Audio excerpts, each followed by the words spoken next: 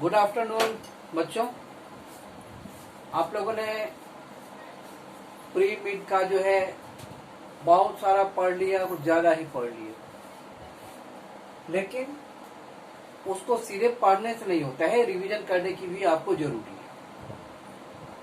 तो जैसा कि मैंने आप लोगों को पढ़ाया बताया, जो सेंचुरी में बस एक ही कहानी इस प्री मिड में ली गई, और वो कहानी है हरिहर काका।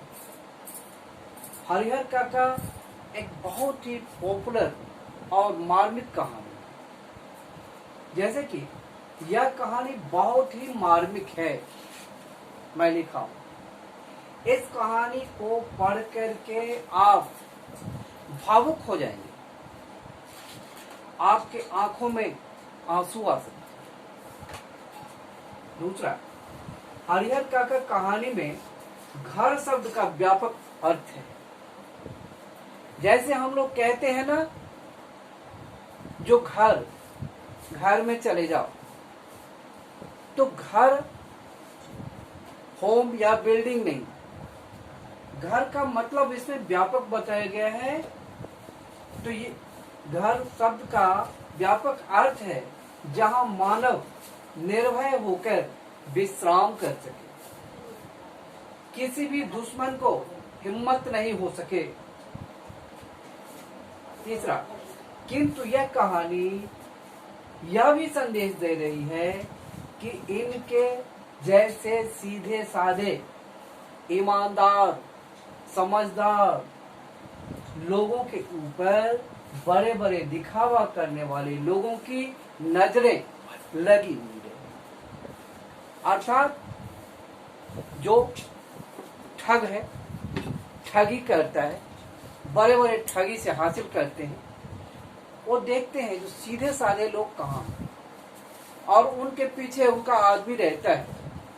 और उतना ही नहीं, अगर उनको अपने परिवार में झगड़े होते हैं, बस इसी की तलाश में वो रहता है, फिर उसके पीठ पर हाथ दे करके, पाँव छू करके, उसको प्रणाम करके, चाहे जैसे हो, ले जाते हैं अपने पास और उनको बतलाते हैं जो हम आपको सारी सुविधाएं देंगे, आप उस घर से निकल करके आ जाइए।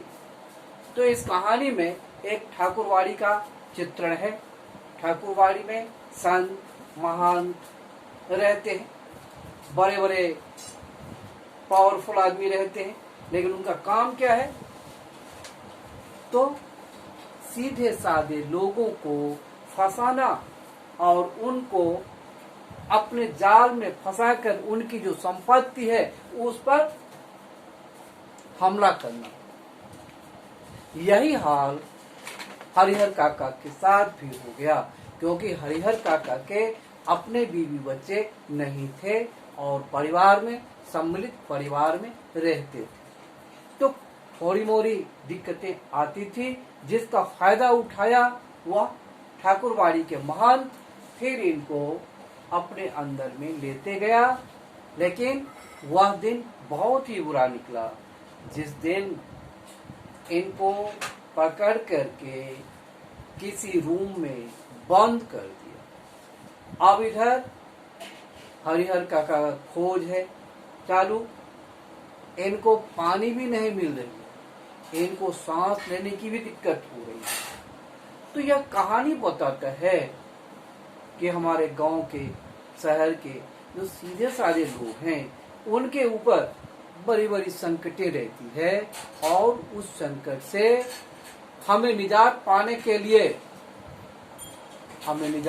के लिए सावधानी बरतनी चाहिए। धन्यवाद।